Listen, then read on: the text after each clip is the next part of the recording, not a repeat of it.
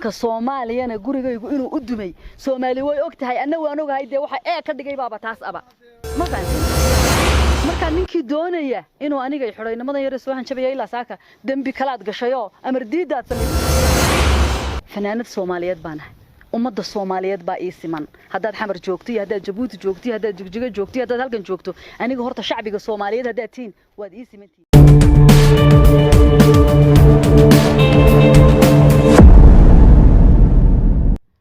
Safiya Tusmo oo ah fannaanad Weyn geyiga Soomaaliyeedna aad looga yaqaano labadii sano u dambeysayna saameyn weyn ku lahayd baraha bulshada ee Soomaalida ay hadal haynteedu aad loo hayay Safiya Tusmo ayaa waxa ay guri ka dhisatay magaalada Borama gaar ahaan duleedka airportka magaalada Borama ayaa waxa ka dumiyay Dowladda Hoose ee Borama sidoo kale waxa ay eedeyn u jeedisay wasaaradda howlaha ee guriyeenta ee Somaliland iyadoo sheegtay inay la hadashay hadduu yahay maayarka gobolka iyo madaxa Dowladda Hoose iyo waliba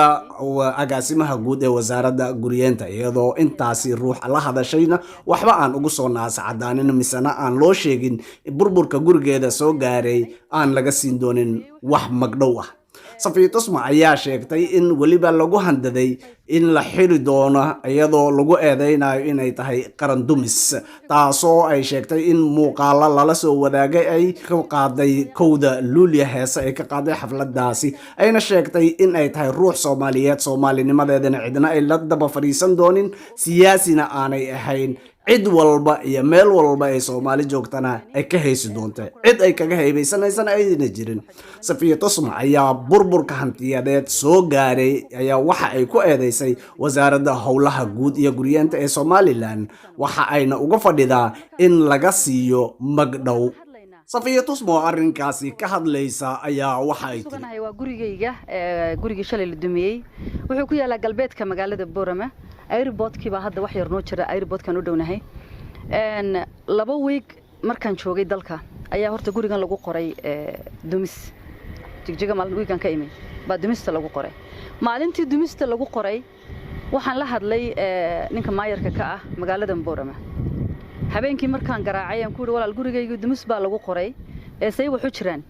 wuxuu igu yiri gurigaagu 2 bilood hadduu ka horeeyay kuma jiro dumista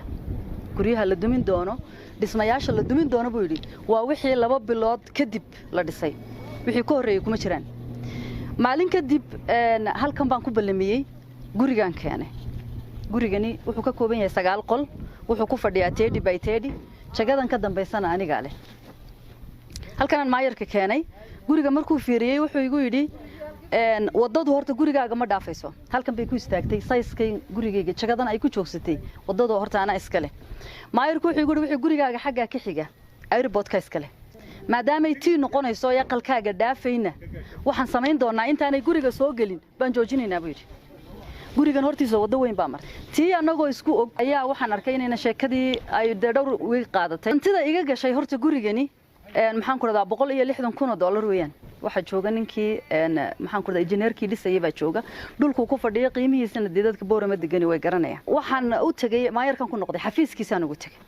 xafiiska markaan ugu tagay wuxuu igu yiri waxaan la hadlaynaa ninka hawlaha guud gobolkan u fadhiya xafiiska markaan ka soo baxnay ninka hawlaha guud haystay maxaan ku radaa Saleebaan xafiiskiisaan ugu tagay waxaan ku radaa Saleebaan waxaan kula socdaa gurigaygii baa dumis lagu qoray dawga gurigayga duminayaana mid magaalada maxfi u lana ma ahino shay wuxuu ka yimid buurahan maxaan ku dhaaf farxiyood aqalkayguna ku qaboobaya daw xataa ma aha hal bawle ah oo magaalada ka soo baxay ma aha gurigana ma dhaafayo marka waxaan doonayaa wala arinta inaad wax igala qabato gurigii soo eegto Saleebaan wuxuu igu yiri gurigaaga dayrkay kaga dhacday inta yar dambe dayrarkuna dhulkay la mid yihiin dhulka iyo dayrarku midna magma ah waxaan ku yiri Saleebaano waxaan kula imid walaal geed meel ka baxay ma aha waa gurigaygii aan dhistay ee Borama ku yaalay oo dumis ku qorteen ayaan ka hadlaynaa Saleebaan maalintaasi hadalkaygu meel fiican ma gaadhin waan iskaga imay maayarkan la hadlay maayarku wuxuu ii sheegay inuu sameyn doono wax kasta oo gurigayga ku badbaadin doono maadaama ay wadada gurigayga ku dhacday ay guriga dhaafaynin oo guriga ku joogsanayso saas baanu maayarka isku ogeyn wii kadib waxaan ogaaday inaanu maayarku arintan waxba ka qaban karin waxaan ii sheegay wasaaradda hawlaha guud inay maxaan ku dhahdaa arintan ay ka mas'uul tahay Saleebaan baan ku laabanay Salebaan waan soo kaxaynay inaan ka u fadhiyo halkan wasaaradda hawlaha guud gurigan keenay halkan buu noogu yimi wuxuu arkay inaanay wadadani guriga dhaafeen oo guriga ku joogto waxa kale uu og yahay wadadan gurigayga ku dhacday inaanay wada meel u socoto amba magaalo kale u socoto meel oo kala taraafalayo oo cid ba anfacaysa ahayne buuraan maxaan ku radaa faarixood ay ka timid oo dhinacna ay ka timid cid deganeyn dhinacana ay u socotana aqalkayga ay ku dhamaatay Salebaan waxaan ku walaalow saddex shay mid ii sheeg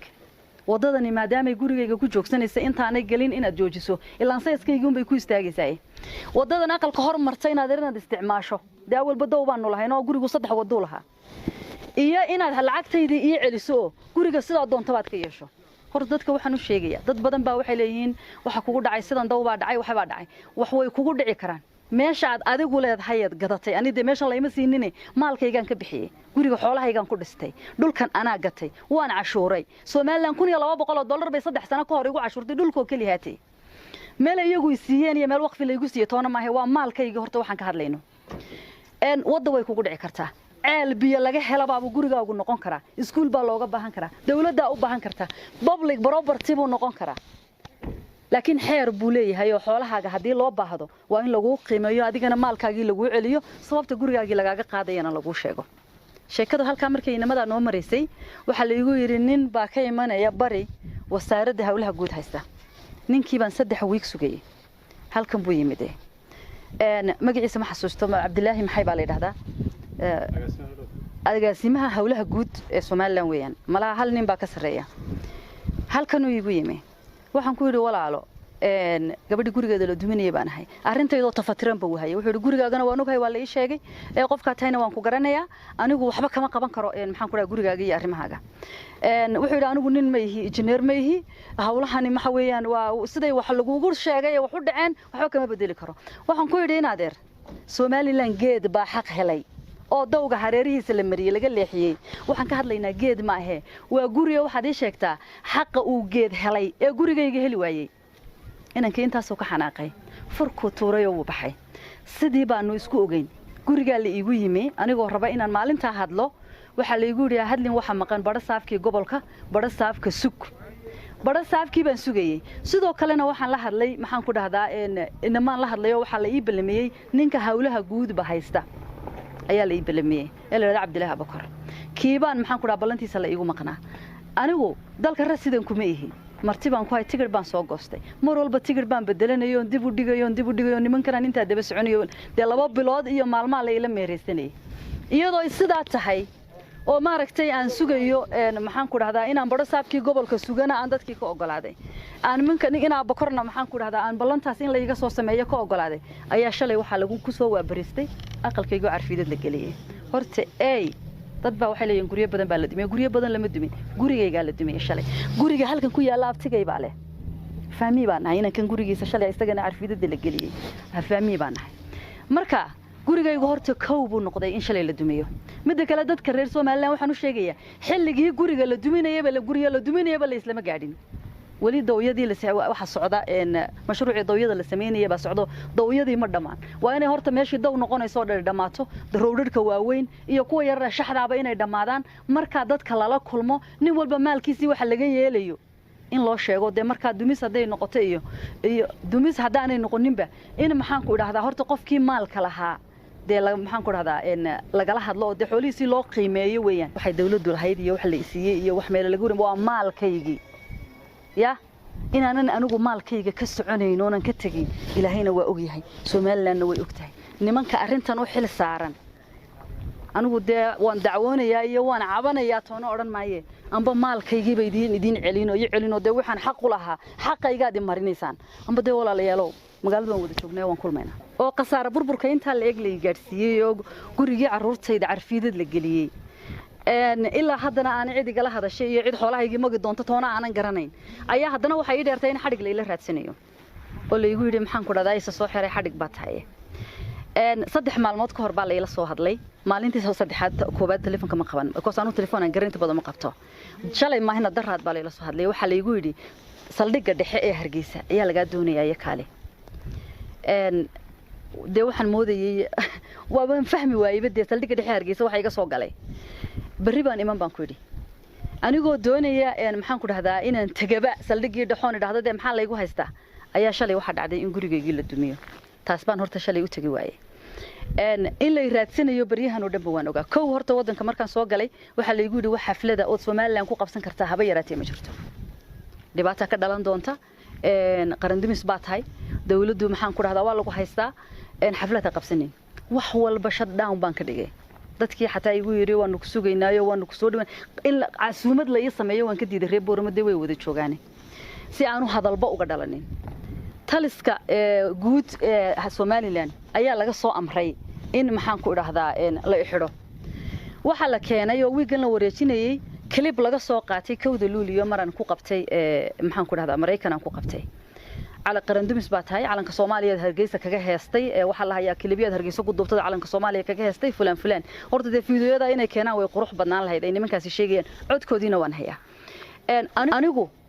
فنانة صوماليات بانه ومد الصوماليات بقى إسمان هذا حمر جوكتي هذا جبوت جوكتي هذا جوجة جوكتي هذا هلكن جوكتو أنا جو هرت شعبي الصوماليات هذا تين واد إسمنتي سياسي أنا جو ميه سياسة دين أنا جو حبيجي مجلين على كان دونا إنه سكرة state kan doonaan ka heesi kara dawladda aan doonaan heesi kara madaxweynaha doonaan taageeri kara qof xora ayaan ahay Soomaalinimadayda cid uma daba fadhiisan naag Soomaaliyeed baan hayde marka ninkii doonaya inuu aniga xoreynimadan yar soo hanjabay ilaa saaka dambi kala ad gashayo amar diidaad samaysay bay yiraahdeen oo wadi soo xirin weyday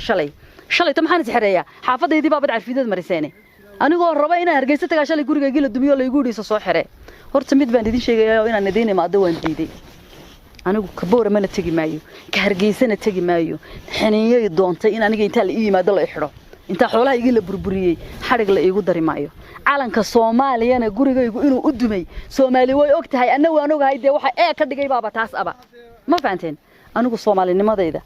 farmaajin uma daba fadhiisanayo Muuse bixin uma daba fadhiisanayo Ismaaciil Cumar gelin uma daba fadhiya naag Soomaaliyeed baan hooyada yaabay anoo Soomaaliya i dhaleen anoo Soomaalina waan dhiman doonaa ninkii i qaadayay aniga i xidhay Hargeysa xoog igu geynayo right there halka ma joogaa